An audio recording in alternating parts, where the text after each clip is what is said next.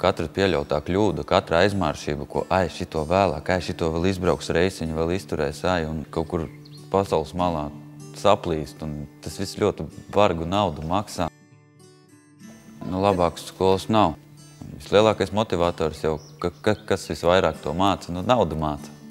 Par katru savu aizmāršību, par katru savu šodien, nākamreiz par to visu ir jāmaksā nauda. Par fūrēm ar smagajām mašīnām vedā pilnīgi visu, kas mums ir riņķī. Viss, kas ir gan pārtika, gan mēbeles, gan sadzīves preces, jebkas pilnīgi visu, ko iedomājamies, tas viss ir vests ar autotransportu. Kravu pārādājumi notiek, tādā pasaules mērogā viņi arī notiek, manuprāt, nevienā biznesā, robežu nav. Tāpēc klienti ir visurienes. Galvenais atrast kopējo valodu ar pareizajiem cilvēkiem. Manuprāt, jau jebkuru darbu darot, pirmkārtām darbam ir jāpatīk tas, ko tu dari. Tas, ko es daru, man tas patīk, un man tas liekas, pats par sevi, un tā, ka viņš būtu dikti specifisks vai neizdarāms kaut kas būtu, man tā neliekās. Kā es arī uz vietas to savu virzienu esmu uzsācis, ieņēmis, tas, ko es daru, tas man patīk, un patreiz tā grūti sev iedomāties kaut kā savādāk.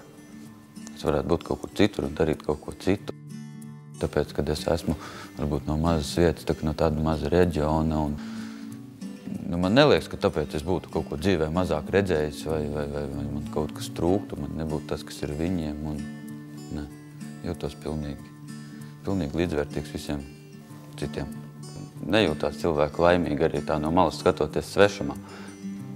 Laikam jau tas teiciens nekur nav tik labi kā mājās. Un sajust vienkāršāk nekā tā vārdos pastāstīt, bet tāda, idille šeit. Miers sevi un pat tā nevar sev pieķert pie domas, ko vēl vairāk tev vajag.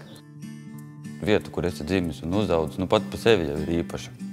Tā jau līdz mūža galam viņa paliek īpaša, vienalga, kur tu esi.